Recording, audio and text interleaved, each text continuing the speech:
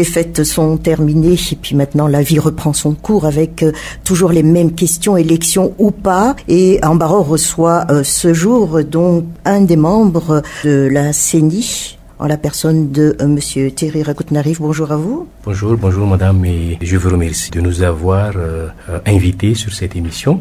C'est une occasion pour expliquer, pour donner de plus amples informations sur les élections, sur le processus électoral à Madagascar pour nous. D'accord. Quand on parle de processus électoral, vous avez quand même bousculé le monde politique comme les électeurs après avoir donné proposé 3 dates de faisabilité des élections.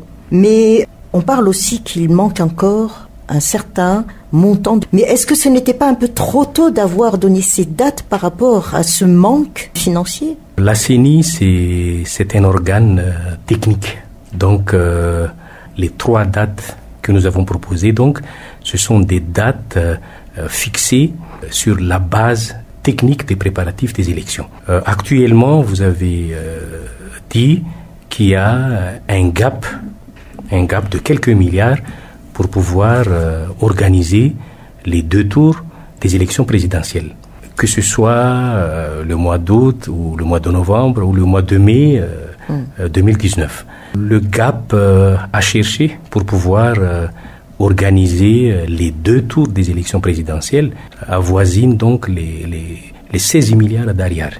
Ce gap-là vient des nouvelles dispositions, des nouvelles lois électorales. Puisque, pour illustration, je vais vous donner un exemple. Si on applique, par exemple, une des dispositions de ces nouvelles lois électorales, cette disposition précise que le nombre des électeurs dans un bureau de vote ne peut dépasser 700 électeurs. Donc, si on applique cette nouvelle disposition-là, on aura à peu près 6000 nouveaux bureaux de vote. Donc, on aura 26 000 bureaux de vote. Or, la création d'un nouvel bureau de vote entraîne donc un coût.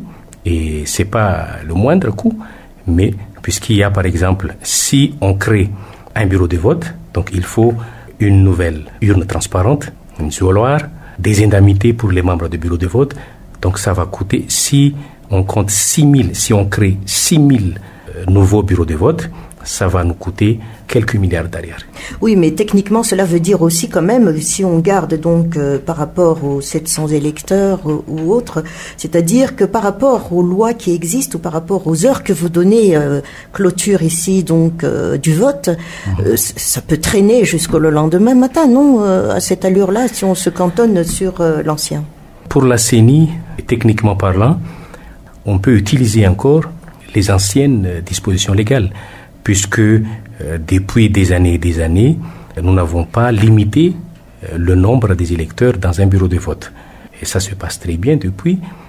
Et là maintenant, puisque c'était pas notre proposition, puisque la CENI a proposé des dispositions pour améliorer le cadre légal. Mais cette disposition-là, ce n'était pas dans notre proposition au début.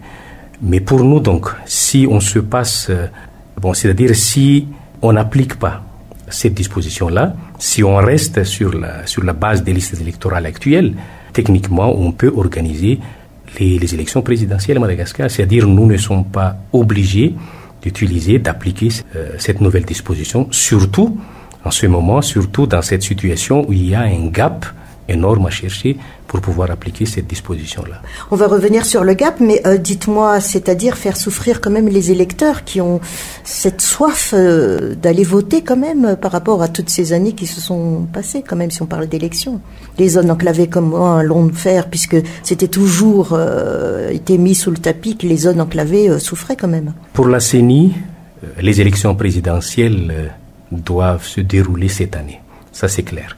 C'est pour ça que la CENI, malgré tous les problèmes qu'on assiste là actuellement, la CENI a décidé de proposer un calendrier électoral qui fixe le premier tour des élections présidentielles et le deuxième tour de l'élection présidentielle pour cette année. Donc, pour la CENI, c'est vrai que nous avons proposé déjà un troisième scénario pour l'élection présidentielle au 29 mai 2019, mais ça, c'est c'est un choix très délicat et c'est aux décideurs politiques d'en décider. Mais pour nous, techniquement, il faut organiser. Et aussi, si on applique les décisions de la HCC, on doit appliquer l'article 8 de la HCC qui stipule que les élections doivent être anticipées, les élections doivent être organisées en saison sèche. Donc pour nous, ça veut dire que les élections doivent se tenir avant le 24 novembre de cette année. Vous avez parlé de GAP, mais qui n'a pas honoré son contrat? Le financement des élections, c'est l'attribution du gouvernement. C'est l'attribution du gouvernement.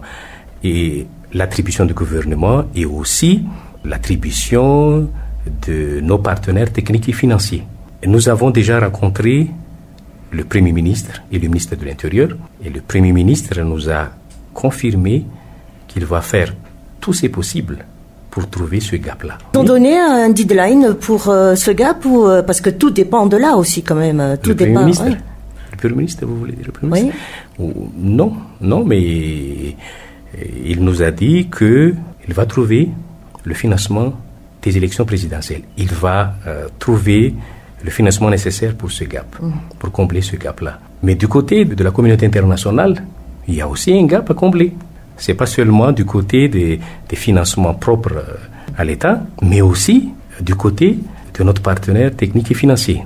Puisque nous avons signé avec nos PTF, le SACEM, avec un montant de 12 millions de dollars américains.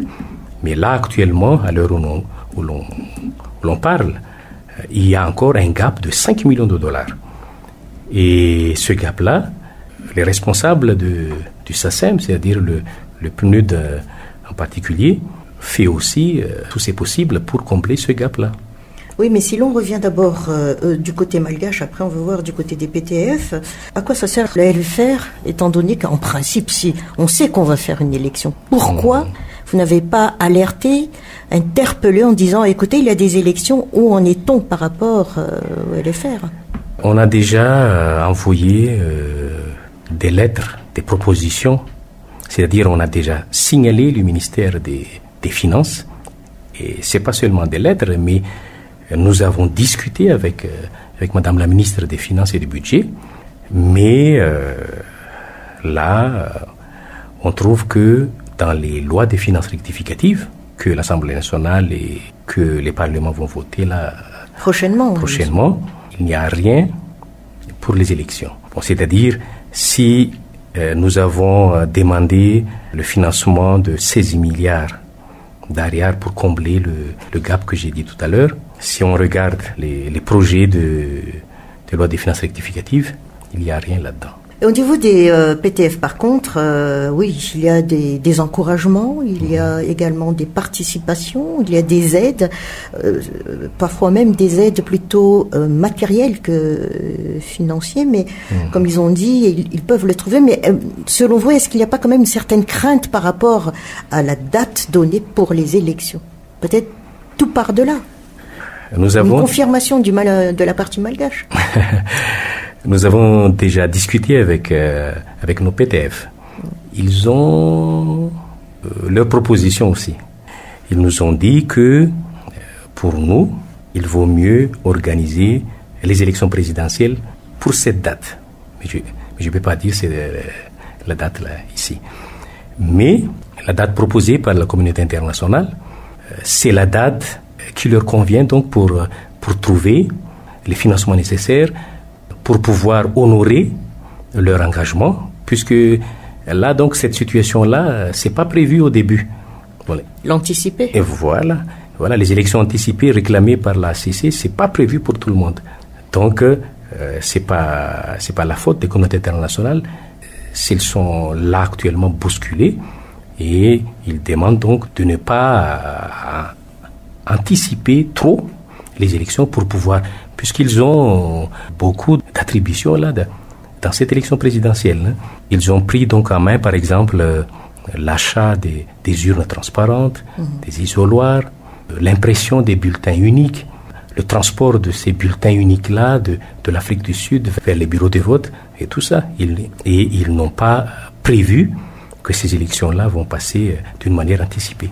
Mais dites-moi, il y a eu aussi quand même au niveau du continent africain, c'était aussi le mois des élections, donc priorité. C'est ça aussi. Voilà, oui. Mais n'empêche quand même du côté malgache, est-ce que cela ne pouvait pas se faire ici quand même, si l'on parle de ces bulletins uniques?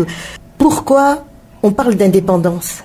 Mais jusqu'où cette indépendance alors par rapport à ces préparations électorales quand même? Il n'y aurait pas des choses que la partie malgache pouvait prendre facilement? Le choix de faire l'impression des bulletins uniques à l'étranger, c'est une question de sécurité. C'est une question de sécurité. Et nous avons déjà parlé avec l'imprimerie nationale, mais sur le plan technologique, nous avons pensé avec les PTF aussi, que c'est mieux si on va utiliser les nouvelles technologies là pour bien sécuriser les bulletins uniques.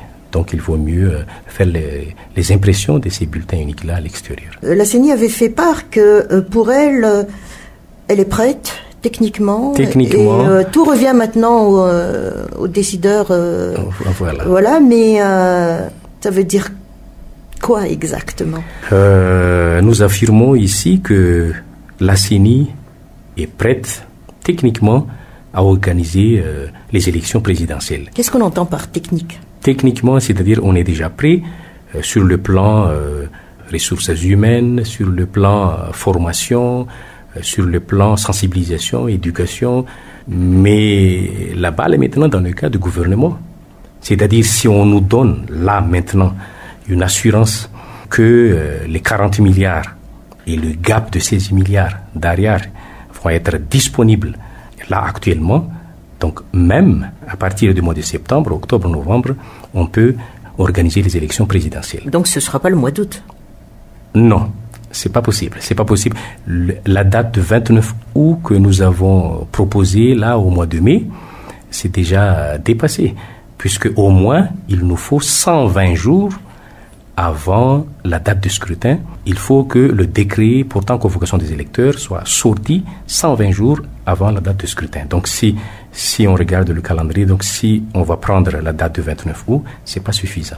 D'accord. Il y a quand même des petits règlements qu'il faudrait revoir, non, il me semble.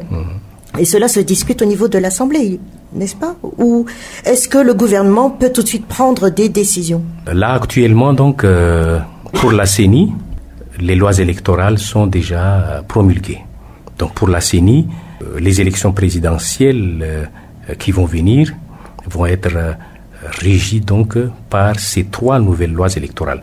Donc, il ne reste plus qu'à sortir les décrets et les arrêtés d'application de ces lois-là. Et c'est au gouvernement donc de prendre les décrets d'application et les arrêtés d'application de ces lois électorales-là. Et pendant notre rencontre avec le Premier ministre et le ministère de l'Intérieur, ils nous ont déjà aussi montré que ces décrets et arrêtés-là sont déjà prêts et juste attendre donc le prochain conseil de gouvernement. Si l'on revient un peu par rapport donc à cette relation de travail par rapport au gouvernement, est-ce à dire également que vous prenez en compte aussi ce qui se dit ailleurs? Quand je dis ailleurs, ce sont les politiciens qui doutent un peu des démembrements de la CENI. Quelle est votre défense? Non, c'est vrai. C'est vrai. Il y a plusieurs membres de nos démembrements qui sont vraiment affiliés à des partis politiques. Et là, actuellement, nous avons pris la décision de limoger des dizaines, pour ne pas dire, je ne me souviens pas très bien, mais des dizaines des membres de commission électorale du district, un membre de commission, un président de commission électorale provinciale, quelques membres de commission électorale régionale aussi, puisque nous avons reçu donc des preuves, des informations qui nous indiquent que ces démembrements de la CENI-là ne sont pas vraiment neutres dans leur travail. Qu'il y ait des transparences alors par rapport à ce sujet. Comment réconforter les électeurs, comme assurer les politiciens qui vont se lancer dans les élections par rapport à ces changements? Voilà. La CENI donc rassure les politiciens, les électeurs, que les élections à venir seront donc des élections crédibles, des élections transparentes, puisque à partir de la publication par la CC des listes officielles des candidats aux élections présidentielles, chaque candidat à l'élection présidentielle donc va désigner un représentant pour siéger au sein de la CENI. Donc toutes les décisions, toutes les étapes du processus électoral vont être assistées par ces représentants des candidats-là. Donc ce sera des élections vraiment transparentes. Et là, d'ici quelques semaines, nous allons réunir tous les politiciens, tous les membres de la société civile pour leur expliquer le processus concernant donc l'élaboration des logiciels que nous allons utiliser pendant le traitement des résultats. Donc ça va être publiquement testé, ce logiciel-là, puisqu'il y a beaucoup de rumeurs, beaucoup de doutes, de soucis. Ça a été même rejeté. Voilà. Mais ce logiciel-là, logiciel de traitement des résultats, c'est un logiciel fabriqué, élaboré par des techniciens malagasy, des ingénieurs informaticiens de la CENI. Et ça va être publiquement testé. On va le montrer à tout le monde et on va voir si est-ce que vraiment un logiciel qui peut être truqué ou quelque chose comme ça. Crédibilité des élections. Pour la CENI, ça veut dire quoi exactement? Mission accomplie d'une élection? Crédibilité des élections, ça veut dire élections que tout le monde peut participer, élections que les résultats vont être acceptés par tous et surtout, élections transparentes. Pouvez-vous nous confirmer ou infirmer que des partis politiques insistent vraiment pour des élections anticipées, mais d'autres tiraillent un peu pour l'année prochaine? Et oui, il y a 3 catégories de politiciens, puisque nous avons rencontré plusieurs politiciens, surtout les grosses pointures dans ces élections présidentielles.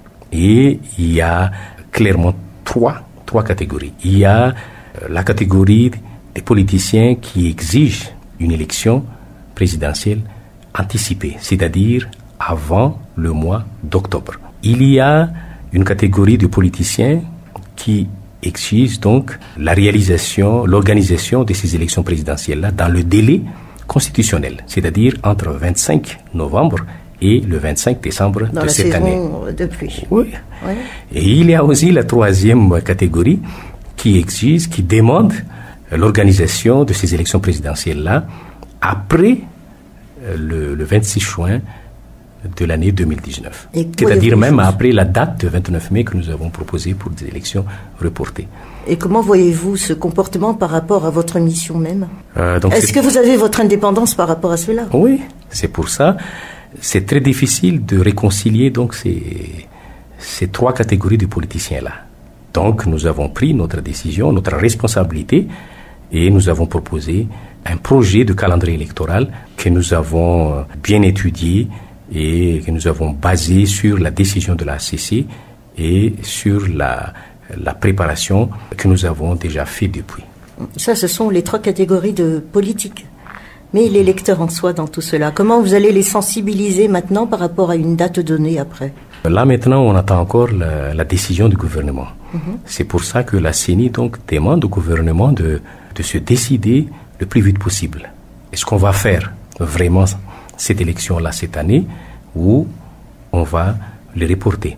Puisque les activités de préparation de la CENI là actuellement sont suspendues à cette question-là. Puisqu'on ne peut pas aller descendre donc dans les provinces, dans les régions, pour expliquer quoi que ce soit. Si on va dire à nos démembrements, aux électeurs, qu'on va organiser les élections cette année, et si le gouvernement prend donc une autre décision, ce n'est pas une bonne idée. Donc nous demandons au gouvernement de prendre le plus rapidement sa décision, et puis de faire sortir donc la date des élections, si on veut vraiment organiser ces élections-là cette année. C'est-à-dire le chrono est déjà en marche et c'est très urgent. Voilà, c'est très urgent puisque là maintenant, comme j'ai dit tout à l'heure, il faut au moins 120 jours avant la date du scrutin. Il faut prendre le décret portant convocation des électeurs au moins 120 jours. Et si on dépasse le mois de juin, Donc on va entrer dans le mois de juillet, donc ça recule et c'est très difficile d'organiser des élections pendant la saison de pluie. Vos derniers mots sur Ambaro? C'est surtout pour les décideurs politiques. La situation actuelle là, qui prévaut à Madagascar nécessite donc une solution politique. Et nous, la CENI, en tant qu'organe technique, nous pensons que la publication de la date des élections présidentielles va apaiser cette tension politique-là.